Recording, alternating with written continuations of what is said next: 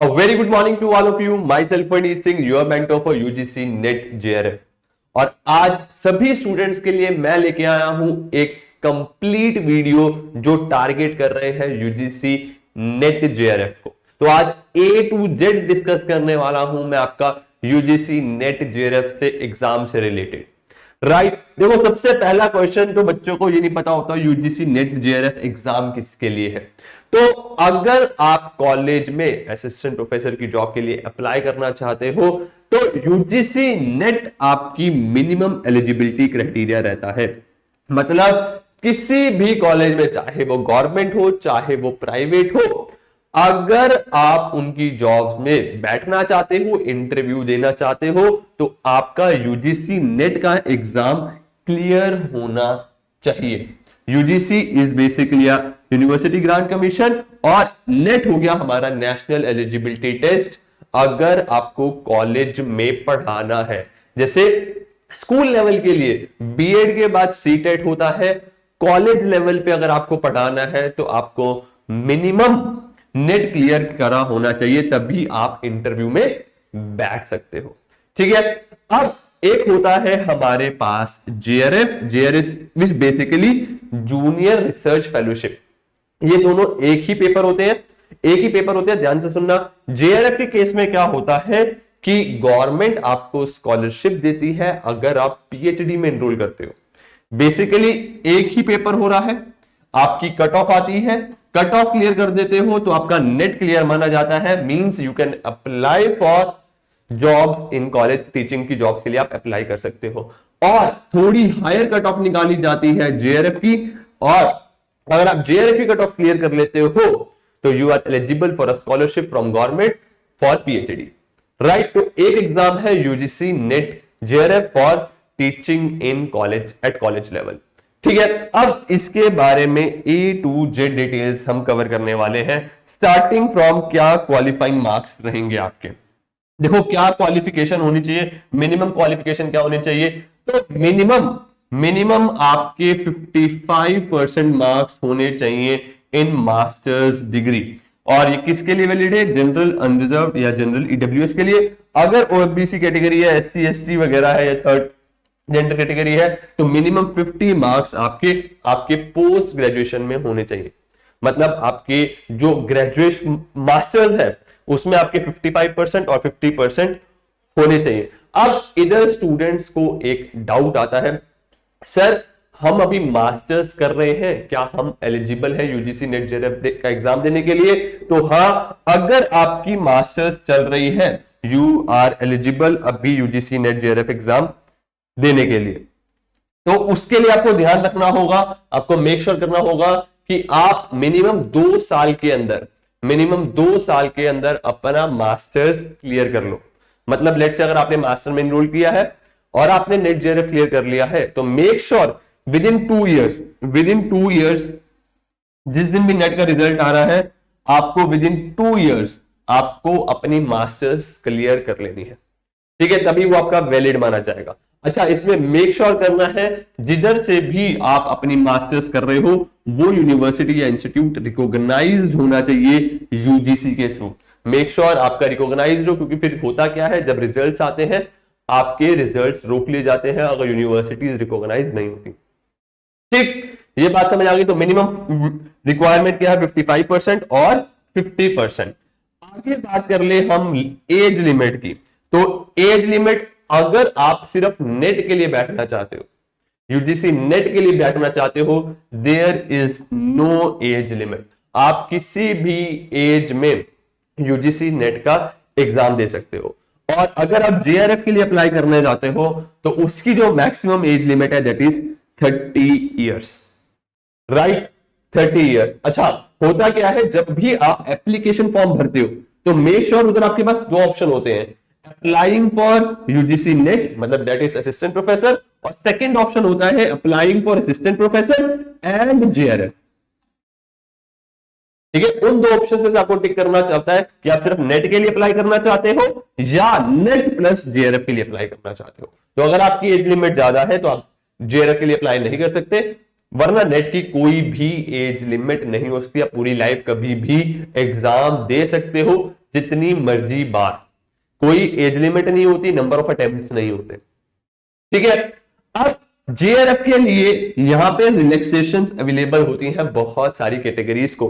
For example मैं बात कर लेता हूं आपके पास, अगर आप ओबीसी कैटेगरी से हो, नॉन क्रीमी लेयर और सेंट्रल लिस्ट में है, plus ST, ST, PWD, third gender और वुमेन एप्लीकेंट्स के लिए आपकी 5 इयर्स की रिलैक्सेशन है। ठीक है, मतलब आप 35 तक जेआरएफ के लिए अप्लाई कर सकते हो। सिमिलरली आपकी रिसर्च बेस्ड अगर कुछ है या आर्मी वगैरह से, तो उसकी रिलैक्सेशन की डिटेल्स यहां पे मेंशन्ड है, वो आप वीडियो को पॉज करके एक बार देख लें। जनरल लेवल के लिए आपका 30 इयर्स मैक्सिमम एज लिमिट है जेआरएफ के लिए। ठीक, अगर मैं एग्जाम पैटर्न की बात करूं, यूजीसी नेट के एग्जाम पैटर्न की, तो आपका 2 पेपर आते हैं इसमें, एक होता है पेपर 1 और एक होता है आपका पेपर 2। दोनों पेपर एक साथ होते हैं, इनके बीच में कोई भी टाइम गैप नहीं होता। तो टोटल 3 आवर का आपका पेपर होता है, इसी में मतलब पेपर 1 और पेपर 2 कंबाइंड। ठीक है, पेपर 1 के अंदर आपके 50 क्वेश्चंस होते हैं और हर एक क्वेश्चन 2 मार्क्स का, तो 100 मार्क्स का पेपर। और पेपर 2 के अंदर आपके 100 क्वेश्चंस होते हैं और हर एक क्वेश्चन 2 मार्क्स का, तो 200। टोटल 300 मार्क्स का आपका पेपर हो गया। टोटल 300 मार्क्स का आपका पेपर हो गया। टोटल आपके 150 क्वेश्चंस आएंगे और टोटल आपको मिलेंगे 3 आवर्स। ठीक है, जो पेपर 1 होता है, पेपर 1 होता है वो जनरल और टीचिंग से रिलेटेड होता है। पेपर जो 2 होता है वो आपका सब्जेक्ट स्पेसिफिक होता है।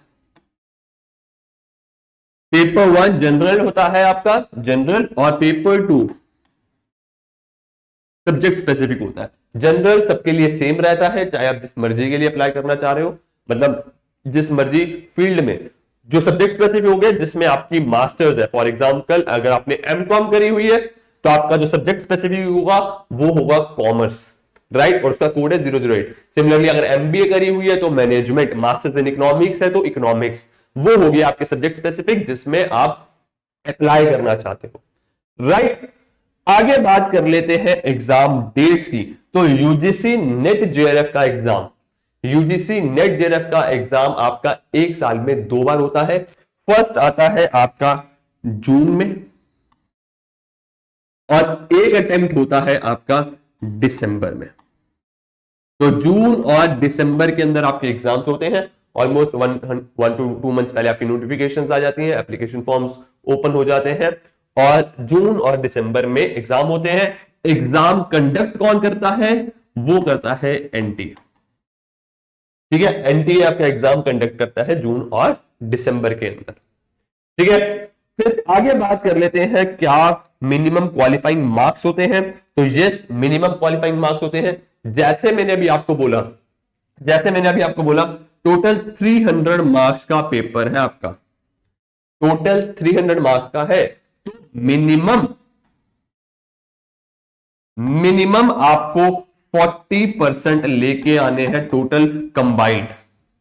300 में से मिनिमम 40% लेके आने हैं, तो ये हो गया आपका 120। ठीक है, तो 120 मार्क्स मिनिमम लेके आने हैं। ये हो गया आपका जनरल कैटेगरी के लिए। अगर आपकी कोई कैटेगरी है SC, ST, OBC, non creamy, PWD, third gender, उसके लिए जो हो जाता है मिनिमम, वो हो जाता है 35%। अब ध्यान से सुन लो, इसका मतलब ये नहीं है कि आप 40% मार्क्स लेके आओगे तो आपका नेट या जेआरएफ क्लियर हो गया, ये मतलब बिल्कुल नहीं है। ये मिनिमम क्राइटेरिया है। अब इसके बाद होता क्या है, एनटीए यूजीसी आपका एक कट ऑफ रिलीज करती है। कट ऑफ रिलीज करती है, आपको उस कट ऑफ को क्रॉस करना होता है नेट या फिर जेआरएफ के लिए। एक एग्जांपल ले लेता हूं आपके सामने। फॉर एग्जांपल आपका 300 मार्क्स का पेपर है, तो 120 तो हो गया आपका कि मिनिमम इतने आने चाहिए वरना कुछ नहीं मिलेगा, राइट। अब यूजीसी ने कट ऑफ निकाली कि जिन बच्चों का लेट से 160 मार्क्स आए हैं वो क्वालिफाई कर रहे हैं नेट के लिए। तो जिनके भी 160 या 160 प्लस होंगे वो नेट के लिए एलिजिबल हो जाएंगे, मतलब उनको नेट का सर्टिफिकेट दे दिया जाएगा, they can apply in colleges, right. और सिमिलरली उन्होंने कट ऑफ निकाली कि लेट से 184 जेआरएफ के लिए। तो जिन बच्चों के भी 184 या 184 से ज्यादा मार्क्स होंगे, they are eligible for JRF, that is junior research fellowship, उनको स्कॉलरशिप मिलेगी और वो पीएचडी में एनरोल करते हैं, राइट। तो मिनिमम मार्क्स आपको 40 लाने, जो इजीली आ जाते हैं, पेपर इतना डिफिकल्ट नहीं होता। क्लेम कहां होती है आपको? Net clear. नेट भी क्लियर बहुत सारे बच्चे कर लेते हैं, अगर आप थोड़ा सा भी सीरियस होकर पढ़ोगे तो नेट क्लियर हो जाता है। जेआरएफ करने के लिए आपको मेहनत करनी पड़ती है, राइट। और जैसे जैसे कंपटीशन बढ़ रहा है और अवेयरनेस बढ़ रही है, तो इधर आपको और मेहनत करनी पड़ेगी, ठीक है। आगे चलते हैं, क्या सिलेबस रहता है। जैसे मैंने बताया पेपर 1 और पेपर 2 है आपका, तो सिलेबस के लिए आपको क्या करना है, ध्यान रखना। सिलेबस क्या है आपका, अपडेट होता रहता है। 2019 में अपडेट हुआ, 2023 में अपडेट होगा, 24 में अपडेट होगा। तो मेक श्योर जब भी आप अपनी प्रिपरेशन स्टार्ट कर रहे हो, तो आप यूजीसी की वेबसाइट से जो भी सिलेबस है, पेपर 1 का अलग, पेपर 2 का सिलेबस अलग से सबसे पहले डाउनलोड करो और उसके अकॉर्डिंग ही प्रिपरेशन करो। अगर मैं जनरल बात करूं तो पेपर 1 के अंदर आपके पास जो टॉपिक्स आते हैं वो जनरली आते हैं आपके टीचिंग एप्टीट्यूड हो गया, research aptitude, comprehension, communication, mathematical reasoning, logical reasoning, data interpretation, ICT, people development environment और higher education system. Generally paper 1 के अंदर ये टॉपिक्स है।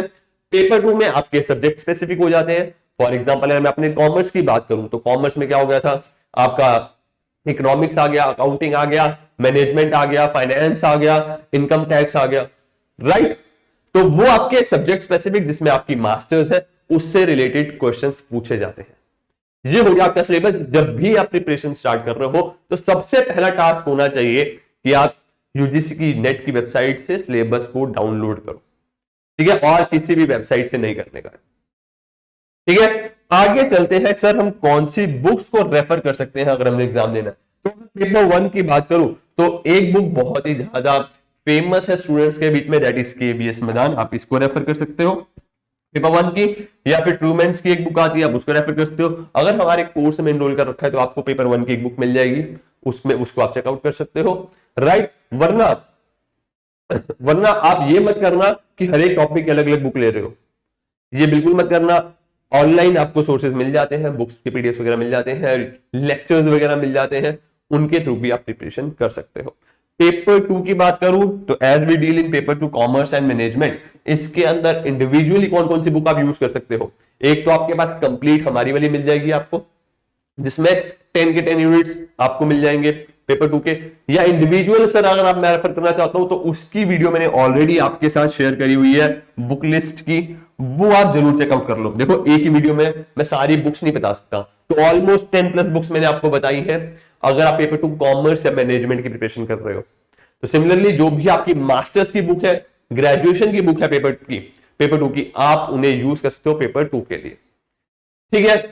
अब बात कर लेते हैं, नेक्स्ट आपका आता है सर मोस्ट इंपॉर्टेंट थिंग, क्या जॉब्स हैं यूजीसी नेट के बाद और कौन सी जॉब्स में हम अप्लाई कर सकते हैं।